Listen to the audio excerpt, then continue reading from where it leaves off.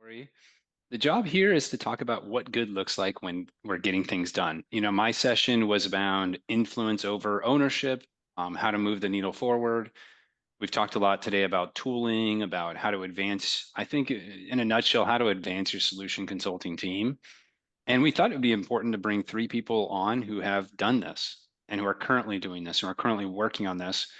And I'm just going to simply ask a few questions and kind of open up some examples of what good looks like, what kind of challenges we run into, very informal discussion.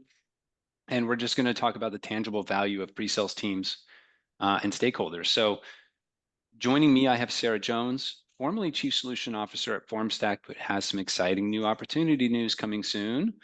I can't wait to hear about that, Sarah. You could release it now and we could have exclusive access, or we'll just wait. So that's okay. You got to wait a week. Okay, got to wait a week. Yeah. We also have Shamil Turner, Senior Manager, Solution Consultants at Figma. Thank you for joining us, Shamil. Happy to be here.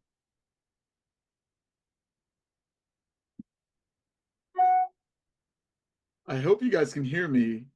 And Can that's hear just you. Chris. You may be lost. Awesome. Well, why don't I take over? Hi, I'm Shamil Turner, Senior Manager at Figma. And additionally, we have Jeff Margulies, the famous gentleman from ServiceNow joining us. So good morning, good afternoon. How are you, Jeff? I'm good, Shamil. How are you? Thanks for the introduction. Much appreciated. Absolutely. I just lost Wi-Fi. I'm out of WeWork and I'm back. Can you guys hear me okay? Yes. Yeah, we got you. They didn't give me Wi-Fi, but I did get this little pumpkin and I wrote the word demos on it to celebrate the Demos Reimagined theme. So I just wanted to share that. Demo fail well, and we don't always have a pumpkin next to us, but when we do, we use it. So if I stay live, that's where we're at. So tell us the size and state of your organization when you joined. So Jeff, I think you have a pretty incredible story of growth. You do as well, Shamil. So please, Jeff, take it away. Talk to us about growth. Where was it when you joined? Where are you now? Yeah, sure. I'm coming up on 10 years here at ServiceNow. Let's see. When I started, we hadn't quite gotten to 200 SEs at the time. The company was around 2,000 employees. And since we did just announce earnings yesterday, and we publicly released how many employees we have, we just got to 25,743. I remember that number. Our CFO actually said it this morning. That's the whole company. And then my org, we're give or take a little bit, we're at about 2,600. So as the company has grown over the last 10 years, we've continued to stay at around 10% of the overall organization. Wow. So 2,600 in your SE org. That's just a few Just fathoms. to be clear, we don't use the word engineer. It's solution consulting here. I'm very particular with that. Okay. SC organization. Yeah. How about you, Shamil? Yeah, I joined Figma in 2021 as the first solution consultant. We're a global org of 22 now, with 4 total managers. We sit under our customer experience and solutions title. And in terms of the impact we brought, I think I operated independently for 9 months before I got to hire my first team member. But I've been lucky enough to be able to basically grow from 0 to 16 myself before we got some additional managers on board. And I got the opportunity to hire in a number of regions where I had to understand and make sure I adapt to the culture to get the right people on.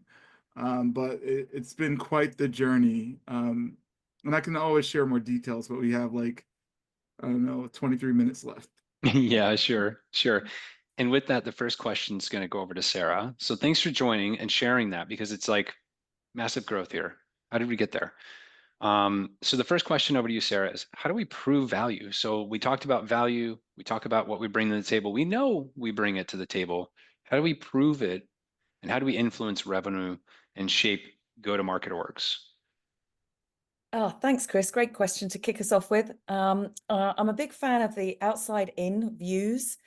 So really looking at where is the customer journey and where do we intersect both internally and externally. So I think that where there are disconnects in the customer's journey, it's like bringing value to the leadership team at your organization is helping to plug those gaps. So that's one way. And the other way is by really being partners internally to a lot of different organizations. So bringing the voice of the customer and the prospect and industry trends back into product. So really strong collaboration and partnership with product, I think, brings that layer of value into the organization. I think partnering well with marketing, and under that marketing umbrella, I'll put XDRs as well as field marketing, and customer success, just to name a couple of the departments within your organization.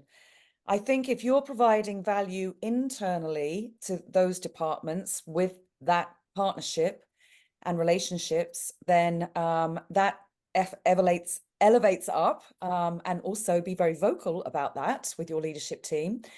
And then I think the other point I would want to make is data. So really make sure you're capturing metrics that are going to capture your exec team's eyes and ears, looking at things like what's the win rate with an SE versus not, what is an average deal size with an SE versus not, what are the number of customers that we touch, and what does that relate to? Does it relate to a bigger deal size versus not, deal cycle time, things like that.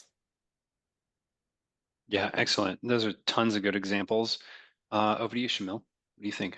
Yeah, no, I mean, when you're going from 0 to 1, and you're trying to establish a function, the biggest focus is targeting working with your sellers, absolutely establishing partnership to make sure that the sellers feel like they now have a solutions consultant, solutions architect, whatever the title is, as a true partner, and that solutions consultant can start bringing strategy to help them unblock larger lands, larger opportunities. I think it's very important to first prove value through partnership before you can really then anchor and turn and lean into data.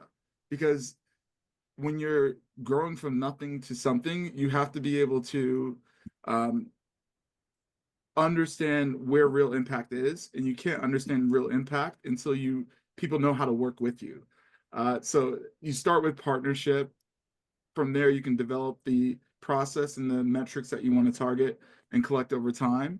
And then once you have the established partnership in place, then we can start looking at long tail data after you have a couple of quarters and cycles to improve. Yeah, so start like partnership before anything, right?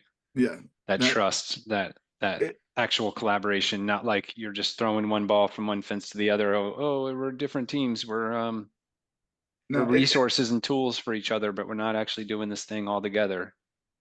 Exactly. I mean, you have to prove the value, and you have to prove the value through the work initially. Now, once you've established your solutions org, and you're going to grow larger, and you're trying to make sure you bring value chains across, then it's all about deal velocity. It's about how quickly can you get to technical fit in a specific stage, and does SE partnership alter that? You start looking at what segments need the certain level of partnership from SE versus trying to boil the ocean with your time. You can start saying, what are the repeatable steps that we think we can push to AEs to arm them to move process and deals forward, and then what specialized skill sets SEs can bring in to accelerate deal cycles.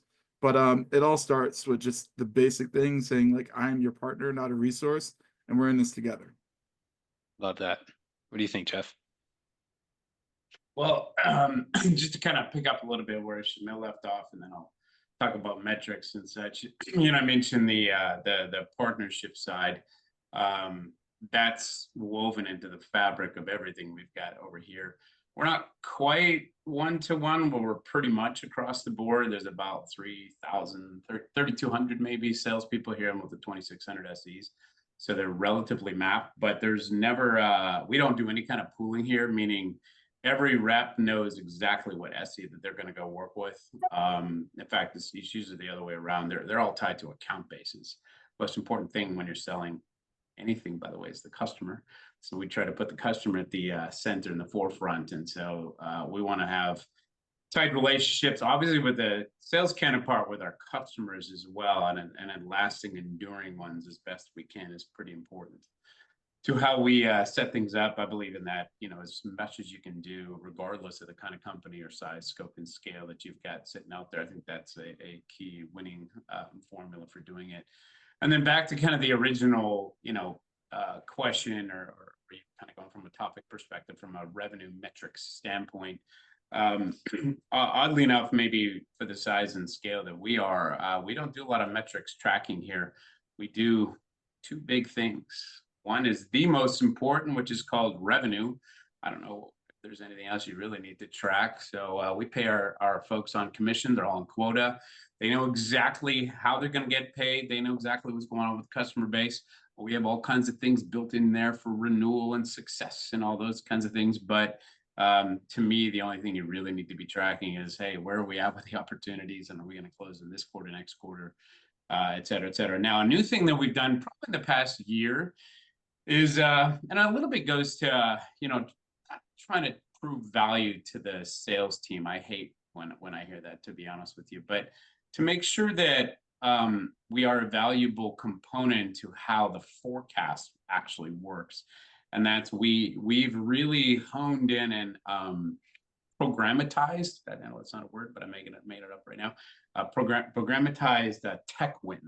So that's the ultimate outcome that we can produce within our team. And we own it within our CRM system, by the way. A rep cannot check that off, so to speak, but we will certify that a particular opportunity has a tech win.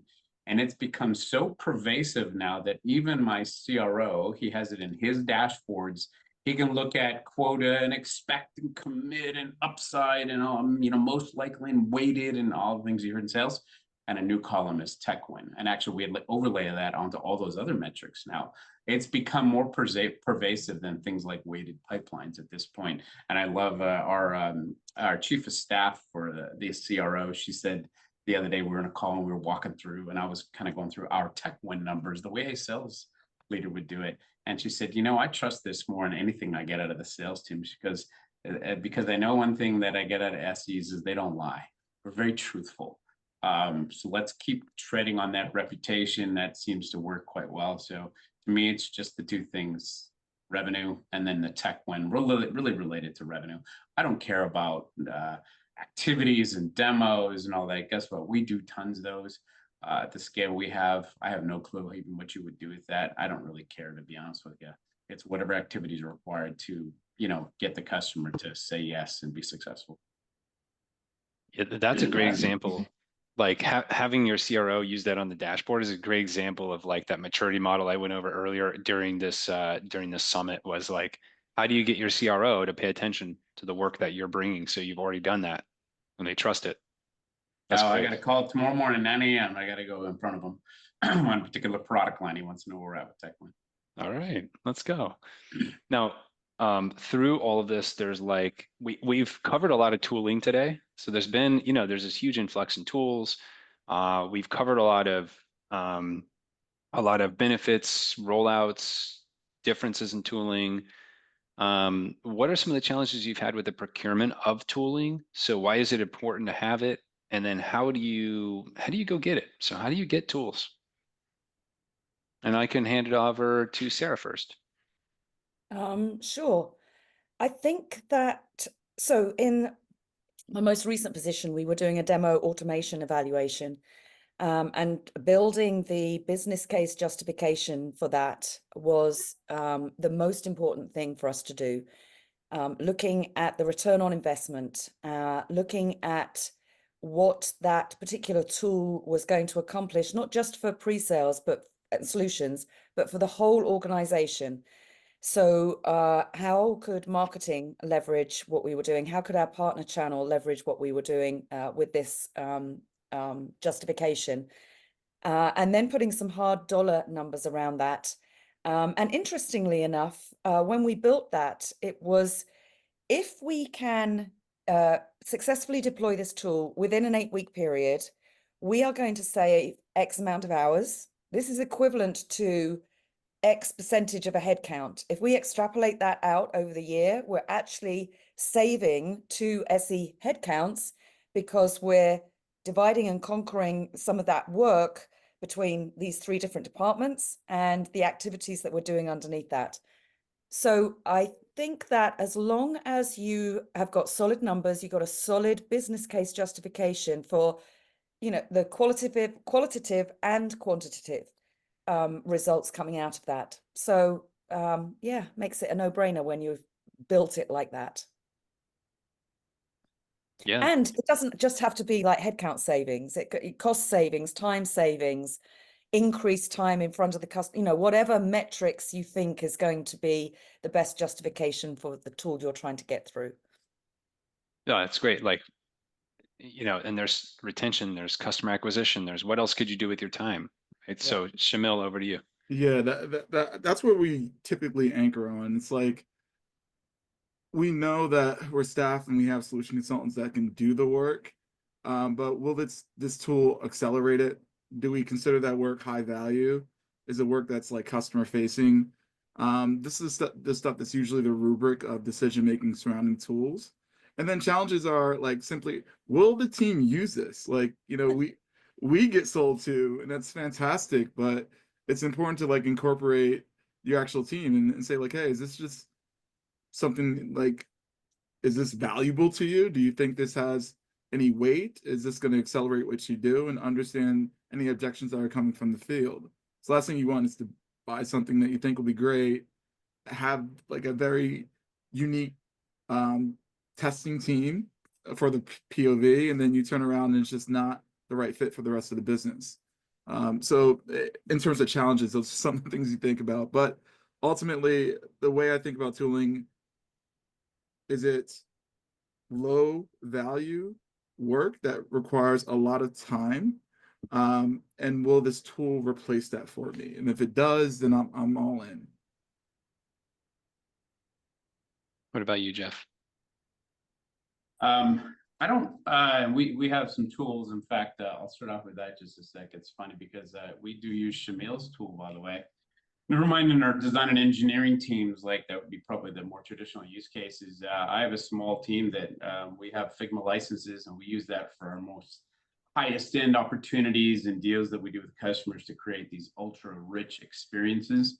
It's a great product. It's also, it's not, I don't know about the cost of buying the product, but to run it, you have to have developers and all that. So I don't recommend that for everybody to go and do. And so we keep it small, but it has a great use for us. And then we're probably, and I'm not being paid by Reprise here, just to be clear, we're probably Reprise's biggest customer, I would assume, in the world at this point. And we have a license for the majority of the team that we've got out there. And you know, when I went and procured that, we did run an analysis on demo automation software, et cetera. We had a very slim and unique, I would say, use case. We don't use it like what a lot of other companies do. And I didn't have to go and do any kind of cost justification with the way we're using it and the way that licensing works. It was honestly a rounding error in our broad budget, so it wasn't anything I had to go worry about. But I'm more looking at it from a standpoint, how is it just going to make it better? How can we sell better software? And we had some problems that needed to be solved without going time to going through what I was trying to solve with those, and it really, you know, fit the business case, and that's how we internally justified it, but not necessarily in a monetary perspective. And then the last one, you know, again, it's not so monetary driven, but luckily I have our own platform. We have our own production version of ServiceNow that can do a lot of things. So I have 3 developers on my own staff that manages its own instance. Obviously the instance is free. I don't have to go pay anybody for that. We charge everybody else, by the way, just to let you know. But we do, never mind, we, you know, drink our own champagne, eat our own dog food, all those funny things. But we do try to figure out, hey, what are the operational ways that we can increase our efficiency by using this triumvirate of tools? We've got a CRM systems, we heavily integrate to that as well. And I'm always looking for the opportunities, how to make the lives of our SEs better. We have the same challenges, I'm sure, that everybody else does have globally. And if I can make a small difference in their daily, weekly, monthly lives with the size and scale that we've got, it does make a huge difference. I'm very fortunate. I don't typically have to go do cost justifications around those things. I try to, you know, if there's something like that, then that's going to be a bigger corporate initiative that we'll get pulled into. Yeah. Well, you know what I like, what I'm hearing here, which is like a little different, because when I think of tooling and procurement, I'm always thinking of fighting for budget. But really, which is, I think you nailed the way to do that, right, Sarah? The way that you just described this, Shamil and Jeff, which is like a little different than I think about, which is, will it make the experience for the SC better? Will they use it? You know, these are like simple questions, but hey, there's a lot of great looking stuff out there, but is it going to actually move the needle for the team, or is it going to be something else they have to learn that they don't feel like is very valuable? Like, I think just be really honest with yourself and maybe have a council of solution consultants and say, like, would this actually move the needle for you, or do you feel like this is just another tool that you have to learn? That's really cool. We're coming up on time. So I just want to talk about like giving tips on headcount, because we're talking about tools, but we also know that you guys have grown some pretty impressive teams. There's a lot of SC leaders out there who are looking for headcount. They need headcount. They're not getting it. So can you give us some tips on how to alter staff? Like, how do you warrant and tie headcount back to budget? And Sarah, we'll start with you on that. Okay, great. I think this is a lifelong struggle for a lot of pre-sales leaders. I wish Yeah. I was in Jeff's shoes, where you have the luxury of such a large team and great ratios, by the way. I think that the more experience that I've had going through cycles for things like this, it goes back to return on investment. There's a lot of great studies out there from Gartner, Forrester, a couple of other reports as well, from the likes of Reprise and Consensus and other people who collect a lot of information from the pre-sales world that can be used as external validation to build your business case internally. I think as well, you need to be looking at what your organization is hoping to achieve. I think some software companies that are at a high velocity rate, you know, it's a low dollar value solution. You've got a lot of self-service options for your customer. There's a lot less needed from a solutions organization than a ServiceNow or an SAP or an Oracle, right? So it's really being intelligent about what it is you are asking for and the reasons why. Could you, for example, put some justification in place to say, if I get a solution architect instead of a solution consultant, or 3 solution consultants for 1 solution architect, they'll be able to scale this. So I think you need to come to the table with a valid point of view that is backed up with data, and your reasonings why. I think that if you can put all of that in the melting pot and come out with what is special for you and your organization and your situation, I think elements of combination of all of that will really help, and has in my experience. Is anybody from the audience listening wishing they had one more headcount? I think that's a question that should have an easy answer. And Sarah, you know what I'm thinking when you say that is like, I would love to see some sort of guide from you or a template from you that says, here's like the ratios and here's maybe like just a quick little guide that can help me have those conversations. Not to put you too much on the spot, but that'd be great. That's my request for the day. Your request for the day. Okay, so based on a couple of decades worth of experience, I think that a great ratio is 1-to-1, 1-to-2 in the enterprise space. When you're looking at mid-market commercial type of activities, I think you have a good ratio of 1-to-3/1-to-4. And then when you're in the volume and velocity, I think 1-to-6, 1-to-10 is a great ratio. Nice. All right, Shamil, when it comes to getting headcount, what do you do? Yeah, I keep it simple. Start with the data and with the opportunity, right? If you're with an awesome company, they're always trying to strive forward with new product and anchor onto that opportunity of new product and what it would take to arm your existing field of solution consultants, solution architects, or depending on the scope that they currently cover, would it disrupt it? At some point I was reading about like a matrix tied to like minimal viable quality. Like for an SC, is there a quality bar that if you add one more rep that they have to work with, everything falls apart? So if you're adding new technology, that includes new scope, that includes new volume, anchor onto that opportunity. But point back to the data of like, hey, here's our current product line, and this is the volume tied to the current product line. If we add one new one, we're going to expect all of our existing customers to be touched, and you have to plan for that volume. If you're changing goals on the AE side and you want them to have a certain number of calls per week, make sure that's reflected in your SC plan. Anchor onto their data if you don't have the accuracy of tracking activity. If you guys are fortunate enough to be Jeff and like all you care about is revenue, right? So there's a lot of opportunity there, but I usually say start with the data and then anchor onto the opportunity and direction of the business to be able to position your headcount. That's really cool. So think of a product launch as like a catalyst, right? Like when the bill goes through Congress, there's that one little thing in there that's like, well, maybe you could piggyback on this to use an example, but it's, hey, you're growing the org, you have new expectations, quotas went up, have a ratio ready for your leadership to say, now that we're doing that, it's going to require X. Yep. Cool. Jeff, over to you. Then we'll wrap up.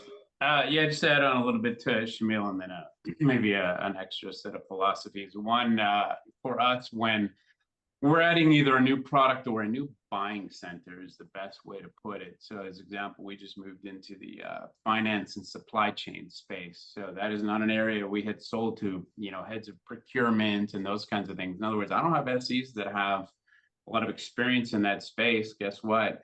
When we do what's called NPR, new product introduction, then we go and budget for one rep, one SE to go and make it happen. Right. So that's just kind of built into that. So it always goes to that. I try to always look like, hey, we're just going to be selling a new product to another, the same IT buyers we've had forever. Maybe we can do some sharing in my specialist, or we have about 800 specialist SEs over here. They align along the product sets. Well, so that's one way to look at it. Now, on the other side, that obviously gets a little more complicated. I think, by the way, I don't actually like talking ratios. I know that's a thing we do in our side of the industry. I just think that demeans our profession, just to let you know. Like, why am I relative to a salesperson? I think that's kind of weird, to be honest with you. But let's prosecute that maybe on another day. There's your next podcast there, Chris. But I do want to make sure we're doing the right things for the right segment, for the right product, and the right geography. I think someone even put that in the chat. That's a big thing on what we're looking at here is, what's going to take to sell into a certain market, a certain product line, or a certain customer base segmentation. And yeah, I've been lucky to live in an environment here. We don't talk ratios anymore. It's, hey, we're going to spin up, 52 new sales teams next year in the Americas. Then it's built in already. I'm going to get a certain number of headcount that's going to come with it. Quite often we have 23 different types of SEs as well. So it's sort of, which one are you talking about? Doesn't quite work so relative to that. But I also believe in the specialist space. We end up with more SEs than we do reps, because a lot of times we got to do it per product and they can do it per category. So again, for us, it really just depends. But I'll give you one last little maybe secret tidbit, or however you want to call it. Go make friends with the CFO. Go make friends with the head of sales operations. Obviously, everybody in this sales group, because guess where the money comes from? That's pretty much the pecking order right there. So while I work at a big, huge Fortune, I don't know, whatever we are these days, and 10 billion in revenue, I do know the CFO here. She knows what we do. I do know the head of our sales operations, revenue operations, who funds a lot of what we do. I make sure we're very front and center with that. And I could care less, to be honest with you, what sales is doing. Yes, don't get me wrong. I'm talking to all the sales leaders and all that kind of stuff too. But go blaze your own path. Don't be so dependent on the sales teams all the time for everything that you've got. There are other paths here. Yeah, you nailed it. Sarah's all about that. I saw Rue's video. We got to land this plane. Jeff, you're right. There's a whole podcast in that, and I appreciate that insight. Thank you all so much. I'll hand it over. So thank you so much for joining and sharing.